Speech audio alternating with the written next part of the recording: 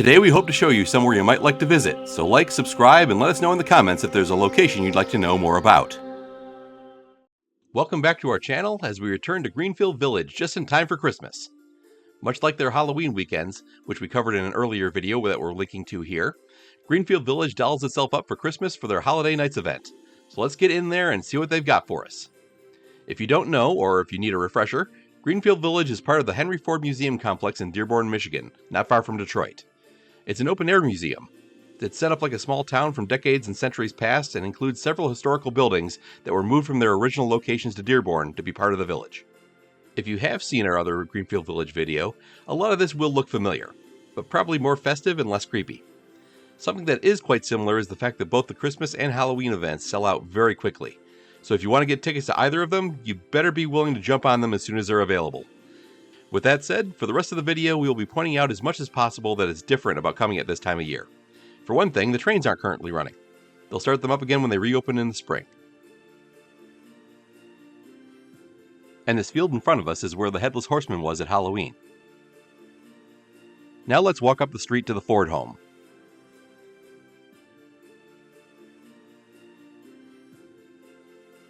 The field to our right had the scarecrows at Halloween. It's empty now, so there's not really anything to see here.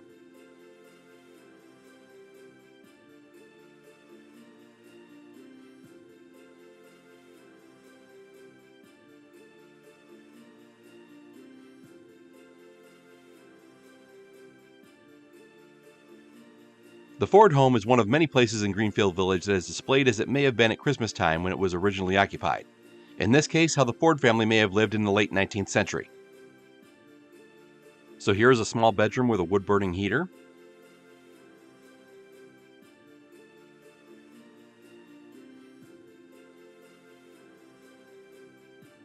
And over here, a family room with a small decorated tree right up front. I find the positioning of the doll near the bottom a little disturbing. That may have felt in place at Halloween.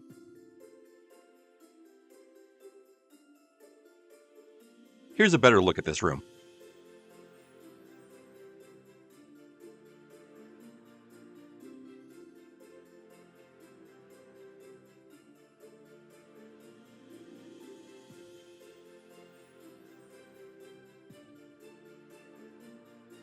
As you can see, it can get a bit crowded, so bring along your patience as you tour these buildings. Here's another small bedroom. The other one was probably the master bedroom. This one doesn't even have a heater. And of course, one of the missions of Greenfield Village is to educate about the past. Coming here at Christmas time is no different. What do you guys think I'm doing?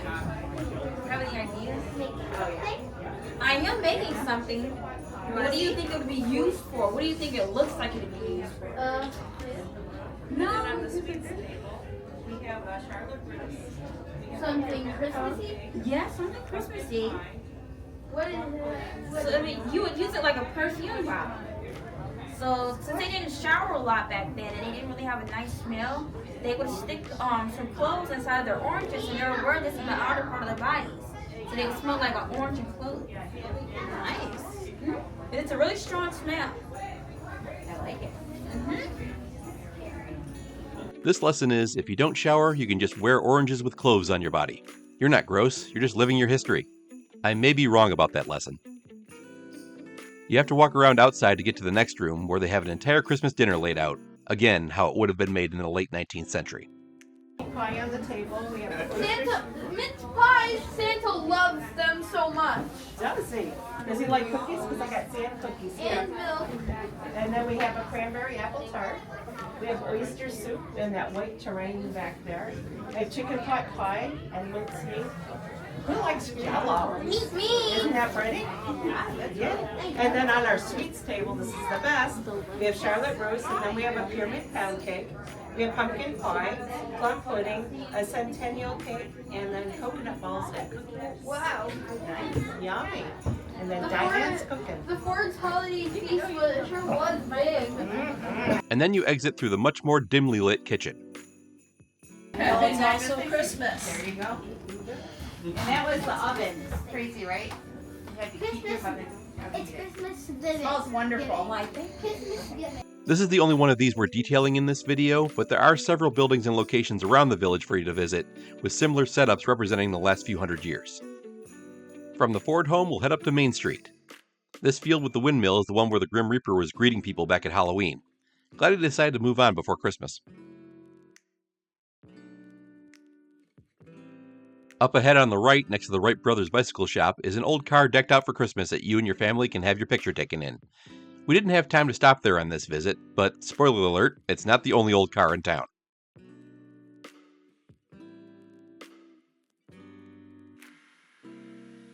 I do appreciate the old town feel of wreaths and garland on the street lamps, with strings of lights connecting them down the road. And here's one of the other cars coming from just down the street. That's our next stop. One thing you can do at Greenfield Village most of the year is ride an authentic early 20th century Ford Model T car. This isn't available at Halloween, but they open it back up at Christmas. So enjoy this little ride around town in a more than a century old car.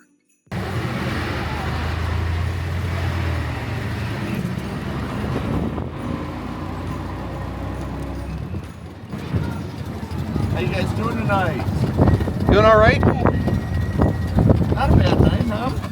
Yeah, we thought it was going to be much colder. Yeah, this is a lot nicer than the last 2 nights. Oh, Thursday and Friday. I think everyone's here now.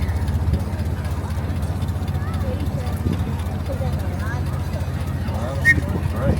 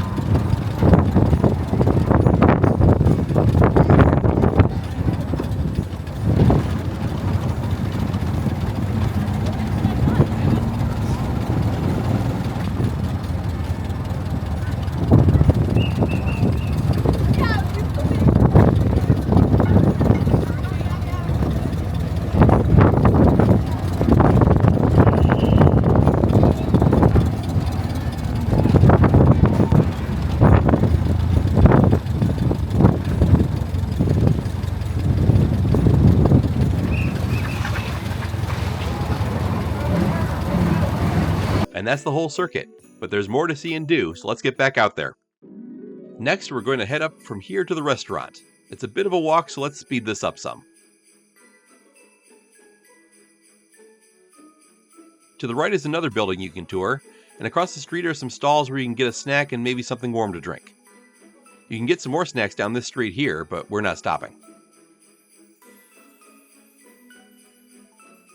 Over there is the clock tower, next to that is the carousel. And maybe you came here to get some authentic wreaths and things, although I'm not sure you'd want to be carrying them around all night. Our next destination is next to the chapel in the distance.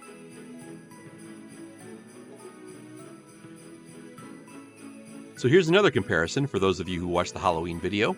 This field is where we had the witches selling their used brooms.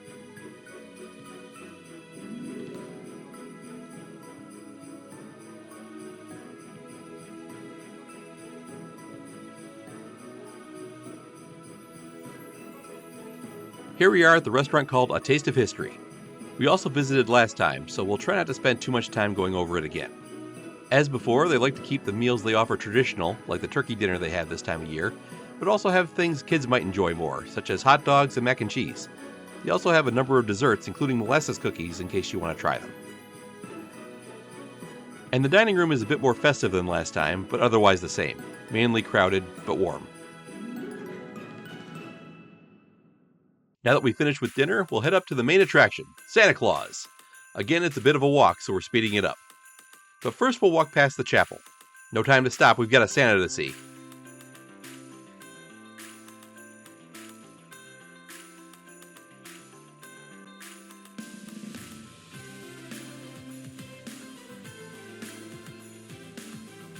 Okay, onward toward the big Christmas tree, but down the side street.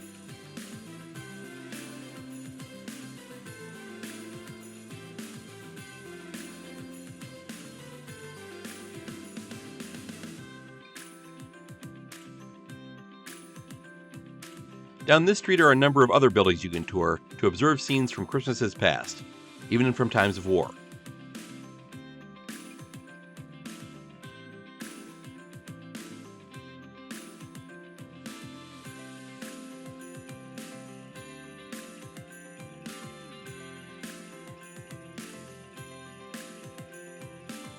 There are a number of bonfires around the village in case you're getting a bit cold.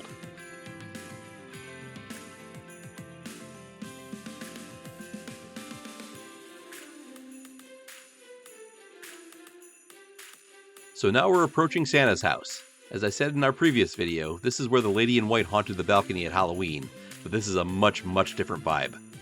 Santa reads the names on his nice list, which just happen to correspond with the kids standing around the yard.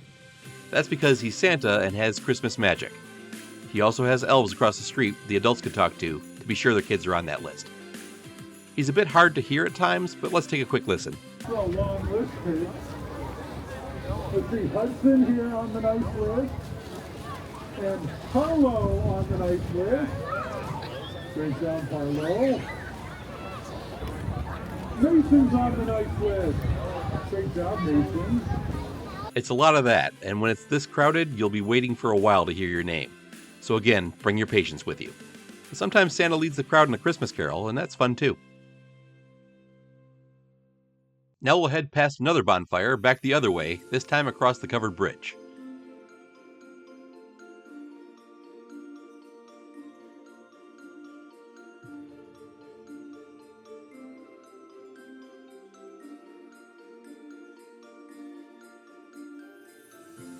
I know I keep comparing things to our last video, but I'm sure a number of you only have that as a reference. As much as I like it at Halloween, at Christmas it is very much in keeping with the season, with all the lights, small trees, and hanging stars. It's very bright and cheery.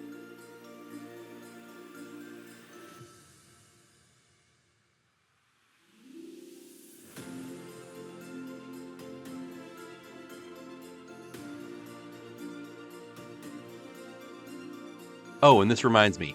Watch out for the horse-drawn carriages and what the horses leave behind. Unfortunately, we ended up missing the carriages, but you can ride them around while everyone aboard sings Christmas carols. Anyway, let's head back towards Main Street. Down here by the park house is where you can catch a silent movie. Seems a random place to have it, but maybe I missed something. Okay, back to our trip to Main Street. Another bonfire on the left.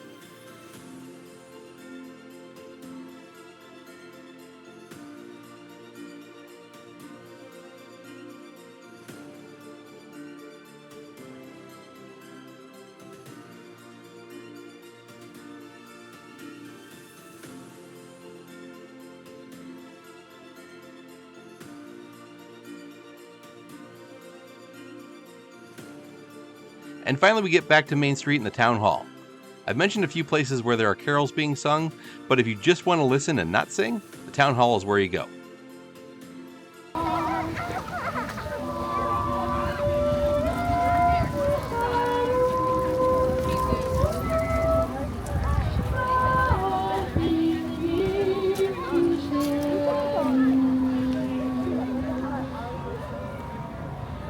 Here's a quick look around. You can see the chapel back there where we just were a little while ago, and a couple more bonfires right here. Next, we'll be going across the street to the Carousel. The Carousel is open all year long.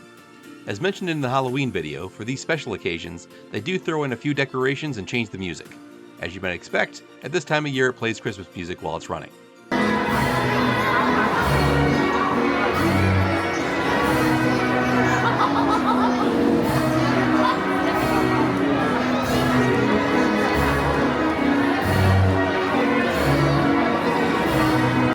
Although I must admit I have no idea what this song is.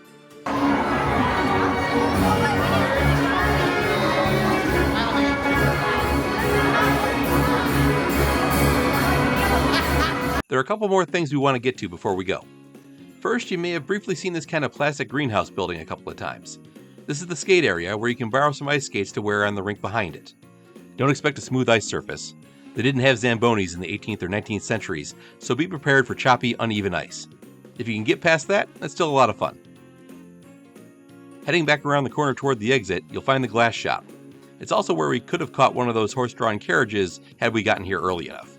But inside the glass shop, you can get demonstrations of glass blowing, which is always really interesting. By setting the glass, it makes it less likely to chip, crack, or shatter.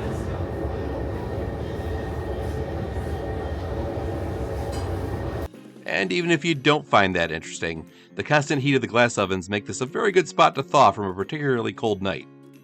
It's just about time to leave, but before we go, there is one more thing you should be sure to check out, even if it's on your way back to your car. At the end of the night, they put on a fireworks show. It might not be anything too amazing, but who doesn't like fireworks? That was a rhetorical question. Please don't answer that. But that's all we've got. I hope you've enjoyed the second tour of Greenfield Village, showing you what they have for you during their Holiday Nights event. Have you been to these before? What are your favorite parts? Is there something you look forward to, either because you plan on going or because you go every year and always look forward to it? Let us know in the comments, and we'll see you next time.